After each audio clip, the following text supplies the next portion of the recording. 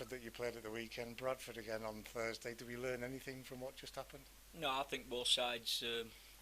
First of all, it's a really difficult situation. I've been in this a couple of times in the past, where you play a game on a Saturday and you play the opposition again on the midweek, and it's surreal. If I'm being honest, this one's even worse because it was a dead game. We're both out at Youth Lions Cup. Morecambe beat both of us, so both of us were playing a game that really didn't had nothing on the result whatsoever, and we're playing what arguably is the youth team's biggest game of the season on Thursday. So until I see their side on Thursday, I don't know how many changes they'll have made. We made two or three changes on Saturday, just to protect some of the lads who've played a lot of minutes.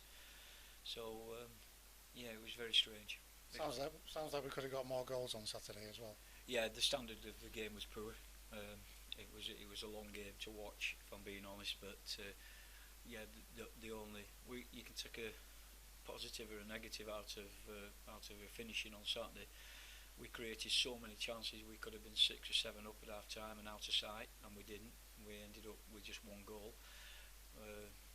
The worrying part is we didn't take clear-cut chances, but we made chances. Does that mean that we'll put them all away on Thursday night? That's what I'm hoping, because we dominated the first half and only had Dylan Garvey's 43rd minute goal to show for it, and we missed a penalty as well, which didn't help. But we did mess around with the formation and little things. We tried things. We had an under-16 player who we're looking at, so at the end of the day we come out with no injuries and with a win, and we're ready for Thursday. How do you get this game from Saturday out of the lads' mind, because it is completely different on Thursday night? It's basically a case of let's forget that and start again. Well, where they played on Saturday, I think they were thinking of Thursday anyway.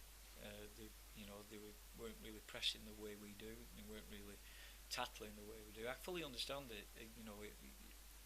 Because whatever people think, the Youth Cup is massive for youth team players. It's a massive competition, and nobody wants to miss that. Everybody wants to play, and we're at home again. We're back on Brunton Park again. They don't get a chance to play on that pitch, and we've got a nice game in the if we get through, which I'm not looking forward to, but I want to get through, obviously. And if we play anything but like, we've got a great chance. Is it strange knowing, because that draw's always done the way they do it before you play the second round or whatever round game? Is it strange knowing the opponents that's to come? They do it on purpose, don't they? I mean, they dangle the carrot. They always have done. The draw's always made on the Friday before the last date you can play. So usually sides going into games always know who they've got before they play. It gives you a boost. It gives you a boost. We knew. Going back all them years, we knew we got Man United away when we got Sheffield Wednesday here, and we went through on penalties, and it was like so nerve-wracking. Desperately wanting to win that game to play the next one, it can be a bit of a problem. But the lads know they've got another home game. For the lads, I would like them to have gone to Blackburn and played at Ewood. For me, I'd rather play here. I've got to stay out of the way. But it's an incentive for them. They know they've got a really good game coming up if they can get through this one. But the fact is, the job has to be done on Thursday night, and we saw against Chester that it's not always that easy. No, against Chester we should probably have been out of sight, and we let them back in. We controlled that game. If we play anything like we can play, I'm sure we'll be okay. But we have to take our chances. I said this last time, Eric, that the live stream, it brought around about 6,500 people who watched that game. They'll have seen Swalesy, 2 assists and a great goal. Bad news for that boy. Yeah, it's tough on Ryan, because he's took him a while to get to grips with academy football, and he's had a really good start to the season, and now he's out for a couple of months. So I feel for him. He was in bits last week. You couldn't help him last week at all. But he's a tough lad. He'll be okay. He'll get through it.